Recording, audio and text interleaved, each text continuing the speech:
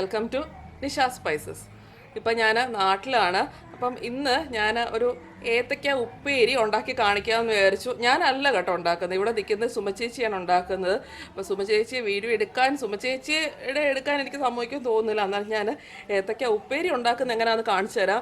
ഞാനിത് വീഡിയോ എടുക്കാൻ കാരണം സുമചേച്ചി വീട്ടിൽ നിന്ന് വന്നപ്പോഴത്തേക്കും ഏത്തയ്ക്ക കുറച്ച് ഉപ്പേരി ഉണ്ടാക്കിക്കൊണ്ട് വന്നു. ഭയങ്കര ടേസ്റ്റ്, നമുക്ക് കടയിൽ കിട്ടുന്നതിനേക്കാട്ടിലും ഭയങ്കര ടേസ്റ്റിയായിട്ട് നല്ല തിന്നായിട്ട് അരിഞ്ഞിട്ട് നല്ല ക്രിസ്പി, നല്ല ടേസ്റ്റി. ശരിക്കും പുറത്തുനിന്ന് മേടിക്കുന്നതിനേക്കാളും ടേസ്റ്റി ആയിട്ടുള്ള ഏത്തയ്ക്ക ഉപ്പേരി കേട്ടോ. അപ്പോൾ അത് കഴിച്ചപ്പോഴാണ് എനിക്ക് തോന്നിയത് ഒന്ന് വീഡിയോ എടുത്ത് കാണിക്കാം. അപ്പോൾ എല്ലാവർക്കും ഇത് വീട്ടിലുണ്ടാക്കാവുന്നതല്ലേ ഉള്ളൂ. അപ്പം ഒന്നുകൂടെ ഇത് 2 ഏത്തയ്ക്ക വെച്ചിട്ടൊന്ന് ഉണ്ടാക്കി വീഡിയോ എടുത്ത് കാണിക്കുവാണ്. ഏത്തയ്ക്ക 2 തൊലി ചെത്തി വെച്ചിട്ടുണ്ട്. പിന്നെ കുറച്ച് ഉപ്പൊന്ന് വെള്ളത്തിൽ കലക്കി വെച്ചിട്ടുണ്ട്. നമ്മൾ ഏത്തയ്ക്ക അരിഞ്ഞിട്ട് എണ്ണയിലോട്ട് ഇട്ട് കഴിയുമ്പം ഈ ഉപ്പ് വെള്ളമാണ് ഒഴിക്കുന്നത്. അപ്പോൾ ഉപ്പ് ശകലം ഉപ്പ് ആവശ്യത്തിന് 2 ഏത്തയ്ക്ക് ആവശ്യമായിട്ടുള്ള കുറച്ച് ഉപ്പ് ഒന്ന് വെള്ളത്തിൽ കലക്കി വെച്ചിട്ടുണ്ട്. പിന്നെ നമ്മൾ ആദ്യം തന്നെ വറക്കാൻ ആവശ്യമുള്ള എണ്ണയും ഒന്ന് ചൂടാക്കി വെക്കണം. കാരണം നമ്മൾ ഏത്തയ്ക്ക ഡയറക്റ്റ് ആയിട്ട് അരിഞ്ഞ് എണ്ണയിലോട്ട് ഇടുന്നത്. അപ്പൊ ആദ്യം തന്നെ എണ്ണ ഒന്ന് ചൂടാക്കി റെഡിയാക്കി വെക്കണം. അതെ, നല്ല കനം കുറച്ച് പിച്ചാത്തി വെച്ചിട്ട് അരിഞ്ഞ് ഡയറക്റ്റ് എണ്ണയിലോട്ട് ഇടുക. ഒന്നും ചെയ്തിട്ടില്ല. ഏത്തയ്ക്ക തൊലി കളഞ്ഞ് കുറെ നേരം വെള്ളത്തിലിട്ട് നല്ല തിൻ സ്ലൈസ് ആയിട്ട് അരിഞ്ഞ് എണ്ണയിലോട്ട് ഡയറക്റ്റ് ഇടുവാണേ. തൊലി ചെത്തി എടുത്തിട്ട് ചേച്ചി ഉണക്കി എടുത്തായിരുന്നോ ഏത്തയ്ക്ക? ഇല്ല, വെള്ളത്തിൽ നിന്ന് എടുത്ത് വെച്ച് വെള്ളം തോർന്നു കഴിഞ്ഞപ്പോ ഓക്കെ. വെള്ളത്തിൽ നിന്ന് എടുത്ത് വെച്ച് വെള്ളം ഒന്ന് പോയി കഴിഞ്ഞപ്പോഴത്തേക്കും ഇങ്ങനെ അരിയുന്നതാകട്ടോ ശ്രദ്ധിക്കണം. നല്ല കനം കുറച്ച് നല്ല തിൻ സ്ലൈസ് ആയിട്ടാണ് അരിയുന്നത്. എന്നാലും നല്ല ടേസ്റ്റി ആയിട്ട് ക്രിസ്പി ഏത്തയ്ക്ക ഉപ്പേരി ആയിട്ട് കിട്ടത്തുള്ളൂ. ഒരേത്തയ്ക്ക ഒറ്റ ട്രിപ്പിലിട്ടാൽ മതിയല്ലോ, കുറച്ച് എണ്ണയായിട്ടേ ഉള്ളൂ.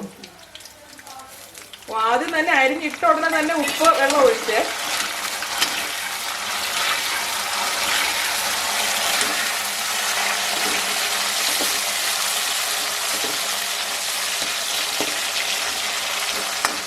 ഉപ്പ് വെള്ളം ഒഴിക്കുമ്പോഴത്തേക്കും കുറച്ച് പൊട്ടിത്തെറിക്കുന്ന ഒച്ചയൊക്കെ കേൾക്കാം. അപ്പൊ ഇത് മൂത്തു ആയത് എങ്ങനെ മനസ്സിലാവുക? പൊട്ടിത്തെറി നിന്ന് കഴിയുമ്പോഴാണോ? ഉപ്പ് വെള്ളം ഒഴിച്ചതിന്റെ ഒരു പൊട്ടിത്തെറി നിന്ന് കഴിയുമ്പോൾ ഏകദേശം ഏത്തയ്ക്ക മൂത്തിട്ടുണ്ടാവേ, ഉപ്പേരി പരുവായിട്ടുണ്ടാവും. നമുക്ക് ഇളക്കി നോക്കുമ്പോൾ ക്രിസ്പി ആയോന്ന് മനസ്സിലാവുമല്ലോ.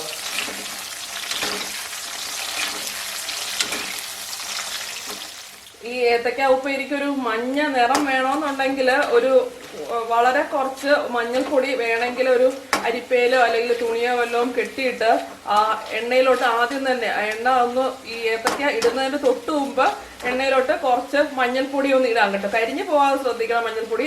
മഞ്ഞ നിറം നന്നായിട്ട് വേണമെന്നുണ്ടെങ്കിൽ ഇപ്പൊ നമ്മളതൊന്നും ഇട്ടിട്ടില്ല. ഇതിപ്പോ ഇട്ടിട്ട് ഏകദേശം ഒരു 4-5 മിനിറ്റ് ആയിട്ടുള്ളൂ. ഇത് കോരി മാറ്റുകയാണ്. എണ്ണയുടെ പൊട്ടിത്തെറിയൊക്കെ നന്നായിട്ട് നിന്ന് ഒരു നല്ലതായിട്ടൊരു ക്രിസ്പി പരുവാന്ന് തോന്നുമ്പോൾ 5 മിനിറ്റ് കൂടുതൽ ഇട്ടിട്ടില്ല കേട്ടോ. കോരി ഒരു അരിപ്പയിലോട്ടോ ഒരു ടിഷ്യൂ പേപ്പറിലോട്ടോ ഒക്കെ എടുത്ത് മാറ്റാം. ഒരു ട്രിപ്പ് വറുത്തതാണ് ഇരിക്കുന്നത്. ഒരു ഏത്തയ്ക്ക വെച്ച് തന്നെ ഇത്ര ഉപ്പേരി ഉണ്ട്. ഇനി 2 ഏത്തയ്ക്ക ആകുമ്പോൾ ശരിക്കും നല്ല ക്വാണ്ടിറ്റി ഉണ്ട് കേട്ടോ. വളരെ കുറച്ച് 2 ഏത്തയ്ക്ക വെച്ചിട്ട് തന്നെ നമുക്ക് നല്ല ക്വാണ്ടിറ്റി ഉണ്ടാവും. ശരിക്കും എല്ലാവരും ഒരുപാട് ഉണ്ടാക്കണ്ടേ മടിച്ചിട്ട് അങ്ങനെ ആരും വീട്ടിൽ ഏത്തയ്ക്ക ഉപ്പേരി ഉണ്ടാക്കുന്ന കുറവായിരിക്കത്തില്ല. ശരിക്കും ഒരു ഏത്തയ്ക്ക വെച്ചിട്ട് തന്നെ ഇത്ര ഉപ്പേരി കിട്ടും. ഇത് ഹൈ ഫ്ലെയിമിലിട്ടാണ് ഈ എണ്ണയിലോട്ട് വറുത്തിടുന്നതും വറുത്തെടുക്കുന്നതും എല്ലാം ഫ്ലെയിം ഹൈയിലാണ് കേട്ടോ. പിന്നെ അവസാനം ഏത്തയ്ക്ക വറുത്ത് കോരുമ്പം മാത്രമേ ഉള്ളൂ. ഉപ്പേരി ആയി കഴിഞ്ഞ് കോരാൻ നേരത്ത് മാത്രം ഫ്ലെയിം ലോ ആക്കിയാണ് ചെയ്തത്. ഇപ്പൊ 2ാമത്തെ ഏത്തയ്ക്കയും കൂടെ ഡയറക്റ്റ് എണ്ണയിലോട്ട് അരിഞ്ഞിടുക.